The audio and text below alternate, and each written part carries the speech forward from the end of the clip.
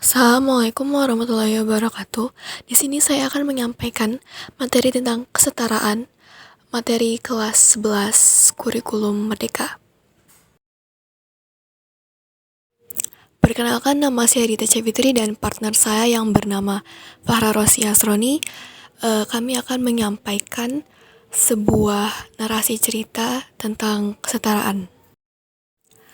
Pertama-tama, kita harus tahu terlebih dahulu apa itu kesetaraan. Kesetaraan adalah keadaan setara, terutama dalam status, hak, dan kesempatan. Kesetaraan berarti setiap individu atau kelompok yang diberikan sumber daya dan peluang yang sama apapun keadaannya. Sedangkan kesetaraan gender itu sendiri adalah pandangan bahwa semua orang harus mempunyai kesempatan, sumber daya dan pengetahuan yang seimbang, serta menerima perlakuan yang setara dan tidak didiskriminasi berdasarkan identitas manusia yang bersifat kodrati. Baiklah, kita akan masuk dalam narasi ceritanya, yaitu dilema pekerja buruh perempuan di lingkungan kerja. Teman-teman pasti tahu bahwa banyak sekali sekarang buruh perempuan yang melakukan aksi demo terhadap fenomena kesetaraan gender di lingkungan kerja. Contohnya ada pada gambar-gambar di sini.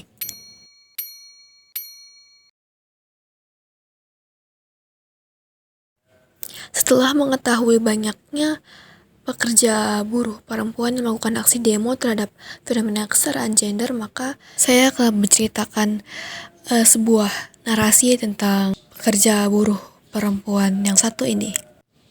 Elita Trinovianti adalah seorang wanita berumur 25 tahun yang bekerja sebagai buruh di perusahaan Alven Food Industry atau perusahaan produsen es krim Ice.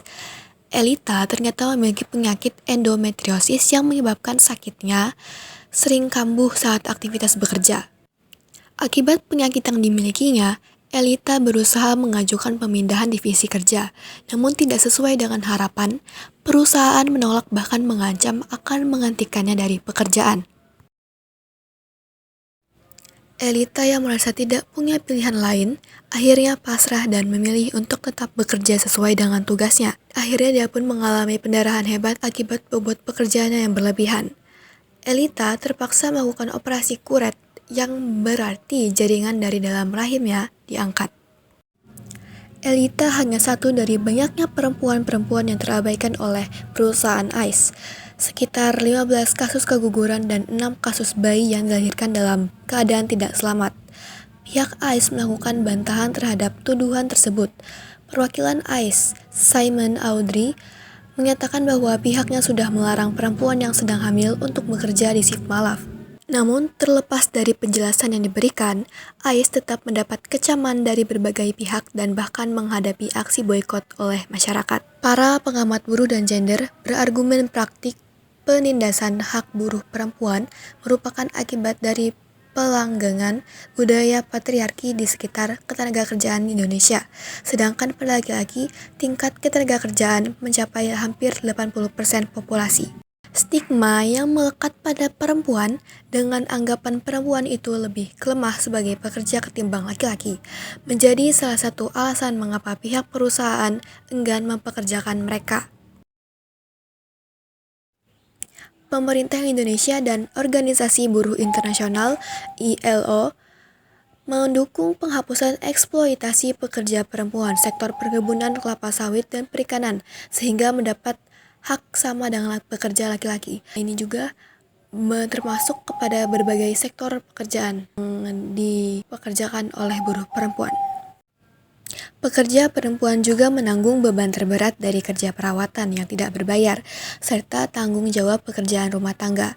Karenanya, pekerjaan perempuan berhak untuk mendapatkan perlindungan lebih dibandingkan dengan pekerjaan laki-laki, kata Direktur Bina Pemeriksaan Norma Ketenagakerjaan Kementerian Ketenagakerjaan Yuli Adiratna.